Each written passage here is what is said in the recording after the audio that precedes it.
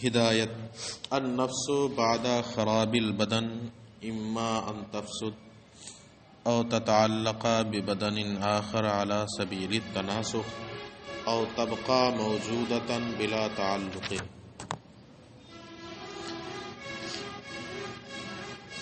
خاتمہ فی احوال النشأۃ الاخری، نشأت اخری کے بیان میں. نشأت اخری کا مطلب دوسری پیدائش، دوسری نشو و نما، وہی باس بعد الموت، دوبارہ اٹھایا جانا. ایک چیز جو آج ہے سبق میں اچھی چیز ہے، البتہ تھوڑی سی تفصیل کے ساتھ پڑھو گے تب ٹھیک ہے، ورنہ شریعت کے بھی خلاف چلی جائے گی. نفس ناطقہ، روح. پہلے تو اس میں اختلاف ہے فلاسفہ کے درمیان کہ یہ حکمت الہیہ سے ہے یا حکمت طبعیہ سے ہے.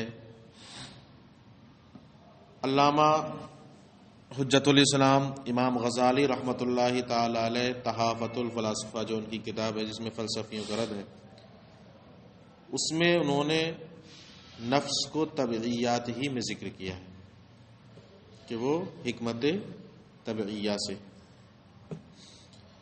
اور کچھ فلسفی کہتے ہیں کہ وہ حکمت الہیہ یعنی الہیات کے باب سے الگ. اور کچھ لوگوں نے یہ تطبیق کی کہ نفس کا تعلق جب تک بدن سے تدبیر اور تصرف کا ہے اس وقت تک وہ طبعیات سے ہے، اور بدن سے جدا ہونے کے بعد الہیات سے. جب تک ہے، جب تک طبعیات سے، واقعی طبیعت میں ہے، اور اس کے بعد پھر کس سے ہو جائے گا اس کا تعلق؟ الہیات سے. مصنف اب یہاں سے ہدایت کا عنوان دیں گے اور 6 ہدایتیں ذکر کریں گے. ٹھیک ہے. مقصد ان ہدایات سے کہ جو آخرت کے منکر ہیں ان کے اوہام باطلہ کو رد کرنا بھی مقصود ہے. یعنی آخرت کے جو لوگ منکر ہیں ان کا رد بھی ہوگا، اسی لیے اس کا نام کیا رکھا ہے انہوں نے؟ ہدایت.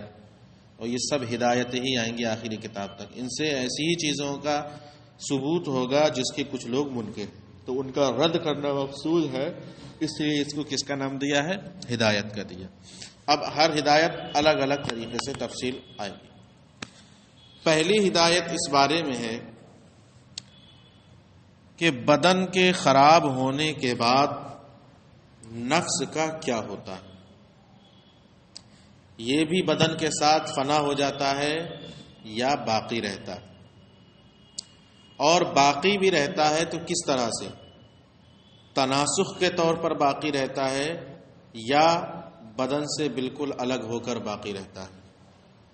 ٹھیک ہے. تناسخ کا مطلب سنو، آواگمن، ہندی میں جسے کہتے ہیں ہندوؤں کے یہاں ایک کی روح دوسرے میں ڈال دی جائے. یہ ان کے یہاں ان کے مذہب میں ہے. باپ مر گیا، بعد میں خاندان میں کوئی اس طرح پیدا ہوا تو ان کا عقیدہ ہے کہ دادا والی یا پردادا والی روح اس کے اندر ہے. ٹھیک ہے. تو ایک ہی روح ایک جسم کی پھر اسی جیسے جسم میں اس کو رکھ دیا جائے، نفس کو، اسی کو کیا کہتے ہیں؟ تناسخ. تو اب جو نفس باقی رہے گا اس جسم کے فنا ہونے کے بعد تو کیا تناسخ کے طور پر یعنی کسی اور جسم میں ڈال دیا جائے یا جسم سے اس کا تعلق ہی نہیں رہے گا؟ یہ 3 صورتیں. اس میں سے پہلی اور دوسری صورتیں باطل ہیں. یعنی نفس فنا ہو جائے یہ بھی نہیں ہو سکتا، اور تناسخ کے طور پر باقی رہے یہ بھی نہیں ہو سکتا. ایک صورت باقی رہے گی. کیا باقی رہے گا اور جسم سے اس کا کوئی تعلق نہیں رہے گا؟ یہی تیسری صورت آ رہی ہے، اسی کی تفصیل کرنا ہوگی. ٹھیک ہے. ابھی اتنا یاد رکھو. پہلی 2 صورتیں کیوں باطل ہیں؟ پہلی شق اس وجہ سے باطل ہے کہ اگر نفس موت کے بعد فاسد ہو جائے تو اب نفس کے لیے 2 چیزوں کا ہونا ضروری ہے. ایک وہ چیز جو فاسد ہو رہی ہے، نفس میں جو چیز کیا ہو رہی ہے، اور وہ چیز جو فساد کو قبول کر رہی ہے، جو فساد کو قبول کر رہی ہے. اس لیے کہ جو چیز فاسد ہوتی ہے، جو چیز بالفعل فاسد ہو رہی ہے وہ قابل فساد نہیں ہوتی، کیونکہ جو فاسد ہو رہی ہے وہ قبول کرنے والی کیسے ہو سکتی؟ فساد کو قبول کرنے والی چیز دوسری ہوگی اور بالفعل جو فاسد ہو رہی ہوگی وہ چیز دوسری ہوگی. مثال کے طور پر ہم اس کو توڑیں تو یہ ٹوٹے گا، ٹھیک ہے، لیکن جو ٹوٹے گا وہ فساد کو قبول نہیں کر رہا ہے. اگر وہی فساد کو قبول کر رہا ہوگا تو فساد ہوگا کیسے؟ وہ تو ٹکڑے ہو جائیں گے نا اس کے. فساد قبول کرنے والی اس کے اندر ایک دوسری چیز ہے، ٹوٹنے کو قبول کرنے والی ایک دوسری چیز ہے، البتہ ٹوٹے گی. وہ یہی کہتے ہیں کہ نفس میں دو چیزوں کا ہونا ضروری ہوگا، ایک وہ چیز جو بالفعل فاسد ہو رہی ہو اور ایک وہ چیز جو فساد کو قبول کر رہی ہو. کیونکہ جو چیز فساد کو قبول کرتا جو بالفعل فاسد ہو رہی ہو وہ فساد کو قبول نہیں کر سکتی، حالانکہ قابل کا مقبول کے ساتھ ہونا ضروری ہوتا ہے. قابل کا مقبول کے ساتھ ہونا کیا ہوتا ہے؟ ضروری ہوتا ہے. تو اگر وہی چیز قابل بھی ہو وہی چیز فاسد بھی ہو، ایسا ہو ہی نہیں سکتا. تو جو چیز فاسد ہو رہی ہے وہ فساد کو قبول نہیں کر سکتی. بہرحال تو دو چیزوں سے اس کا مرکب ہونا لازم آئے گا نفس کا. اور یہ پیچھے ہی پڑھ چکے ہو کہ نفس ناطقہ کیا ہے؟ بسیط. نفس ناطقہ کیا ہے؟ بسیط ہے. ملاؤ. کہتے ہیں بدن کے خراب ہو جانے کے بعد یا تو نفس بھی فاسد ہوگا یا اس کا تعلق دوسرے بدن سے ہو جائے گا تناسخ کے طور پر، یا وہ بغیر کسی تعلق کے باقی رہے گا. لا سبیل الا الاول اذ النفس لا تقبل الفساد، اس لیے کہ نفس فساد کو قبول ہی نہیں کرتا. والا لکان فیہا شیء یقبل الفساد وشیء یفسد بالفعل، ورنہ نفس کے اندر ایک وہ چیز ہوگی جو قابل فساد ہوگی اور دوسری وہ چیز ہوگی جو بالفعل فاسد ہو رہی ہوگی. لأن الفاسد بالفعل غیر القابل للفساد، غیر القابل للفساد، اس لیے کہ جو بالفعل فاسد ہو رہا ہے وہ فساد کو قبول کرنے والے کا غیر ہوتا ہے. فتکون مرکبۃ، تو وہ کیا ہو جائے گا؟ مرکب ہو جائے گا. یہ خلاف مفہوم. ولا سبیل الی الثانی، اور دوسرے کی بھی کوئی صورت نہیں. کیوں؟ اس لیے کہ اگر بدن کے خراب ہونے کے بعد بطور تناسخ نفس دوسرے بدن سے متعلق ہو جائے تو لازم آئے گا کہ ایک بدن سے دو نفس متعلق ہو جائیں. ایک بدن سے دو نفس متعلق ہو جائیں. یہ کیسے؟ اس کو بتا رہا ہیں. ایک بدن سے دو نفس کا متعلق ہونا اس وجہ سے لازم آئے گا کہ طبعیات میں یہ بیان ہو چکا ہے کہ نفس کا حدوث بدن کے ساتھ ہو چکا ہے. یہ بالکل پوری فصل آئی تھی. بدن سے پہلے نفس کا حدوث نہیں ہوتا، بلکہ نفس کا حدوث کب ہوتا ہے؟ بدن کے ساتھ. یہ پڑھا ہے کہ نہیں؟ یاد اتنا یاد ہے؟ پڑھا ہے پیچھے؟ اتنا یاد ہو تو سمجھ میں آئے گا.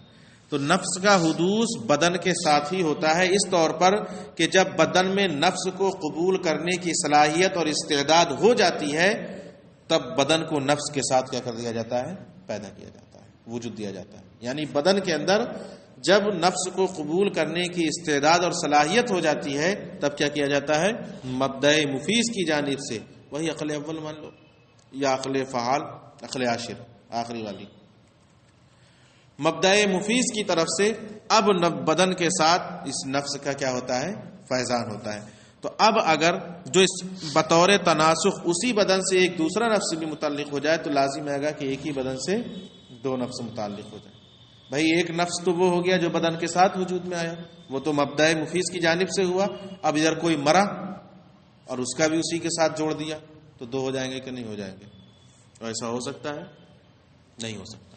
ایک ذات میں دو نفس ہوں، ایسا ہو ہی نہیں سکتا. لہذا بطور تناسخ بعد موت نفس کا دوسرے بدن سے متعلق ہونا محال ہے. اب پھر جب پہلی دونوں شقیں باطل ہو گئیں تو تیسری شق متعین ہو گئی کہ موت کے بعد نفس کا بدن سے جدا رہ کر باقی رہنا ممکن ہے اور رہتا ہے. اب اتنا ملا لو پہلے. ولا سبیل الی النفسانی، دوسری کی بھی کوئی صورت نہیں، اس لیے کہ نفوس حادث ہیں ابدان کے ساتھ. فتکون یکون التناسخ محالا، تو تناسخ محال ہوگا. اور اس لیے بھی کہ ایک بدن صرف لأن بدن الصالح للنفس کافن فی فیضان النفس ان اب مبدئها، اور وہ بدن جو نفس کی صلاحیت رکھتا ہے وہ نفس کے فیضان میں مبدے سے، اپنے مبدے سے کیا ہے؟ کافی ہے. یعنی وہی بدن اور وہی نفس اپنے لیے کیا ہے؟ کافی ہے. فَكُلُّ بَدَنٍ يَصْلَحُ أَن يَتَعَلَّقَ بِهِ نَفْسٌ، تو ہر بدن ایک ہی نفس سے متعلق ہونے کی صلاحیت رکھتا ہے. فلو تعلق به نفس اخرى على سبیل التناسخ، اب اگر اس بدن سے دوسرے کا تعلق ہو، دوسرے نفس کا بطور تناسخ، تعلق بالبدن الواحد نفسان مدبرتان له، تو ایک ہی بدن سے دو نفس مدبر کا تعلق لازم آئے گا، وہو محال، اور یہ کیا ہے؟ محال ہے. اذ لا یشعر کل واحد من العقلاء من ذاته الا نفسا واحدۃ، اس لیے کہ ہر عاقل ایک ہی نفس کا شعور رکھتا ہے اپنے اندر، کہ دو کا رکھتا ہے، ایک کہہ رہا ہے چلو، دوسرا کہہ رہا ہے مت چلو. ہر عاقل، ہر جاننے والا اپنے اندر کئے نفس کا شعور رکھتا ہے اپنے بارے میں؟ ایک ہی ہے. کئے روح ہیں؟ ایک ہی نہ ہے، ہر جانتا ہے. فظاہر القول ببقاء النفس بعد الموت بلا تعلق، لہذا تو اب موت کے بعد بلا تعلق بدن نفس کی بقا کا قول ظاہر ہو گیا. اب اس میں سنو، بلا تعلق جو آخری لفظ ہے، اگر اس کا یہ مطلب ہے کہ نفس کا بدن سے کوئی تعلق مرنے کے بعد نہیں رہتا، یہ شرعی نقطہ نظر سے بالکل غلط ہے. حاشیہ نمبر 5 دیکھو. بلا تعلقین، اگر اس کا مطلب یہ ہے کہ نفس کا بدن سے مرنے کے بعد کوئی تعلق نہیں رہتا، تو یہ شرعی نقطہ نظر کے خلاف ہے. شرعی نقطہ نظر یہ ہے کہ مرنے کے بعد نفس کا تعلق بدن سے بالکلیہ منقطع نہیں ہوتا، بلکہ ثواب و عقاب نفس اور بدن دونوں پر ہوتا ہے. یہ ثابت ہے کہ نہیں ثابت ہے؟ ورنہ مرے ہوئے جسم کو عذاب دینے کا مطلب ہی کیا ہے جب اسے کوئی احساس ہی نہ ہو. ٹھیک، تو لہذا اس اعتبار سے یہ بلا تعلقین کا لفظ مجمل ہے. بلا تعلقین کا لفظ کیا ہے؟ مجمل ہے. اس میں تفصیل یہی ہوگی کہ اگر اس میں یہ مراد ہے کہ نفس کا بدن سے کوئی تعلق نہیں رہتا تو یہ شریعت کے خلاف ہے. ہاں، اگر یہ مراد ہے بلا تعلق سے، ہماری مراد یہ ہے کہ کبھی جسم سے تعلق ہوتا ہے اور کبھی جسم سے تعلق نہیں ہوتا، یعنی جب عذاب و عقاب ہونا ہوتا ہے تب جسم سے اس کا تعلق رہتا ہے، اس کے علاوہ اس کا جسم سے تعلق نہیں رہتا، تو بالکل درست. اس کے علاوہ یہ جو آگے حاشیے ہیں یہ پڑھ لینا پورے 2 صفحے کے.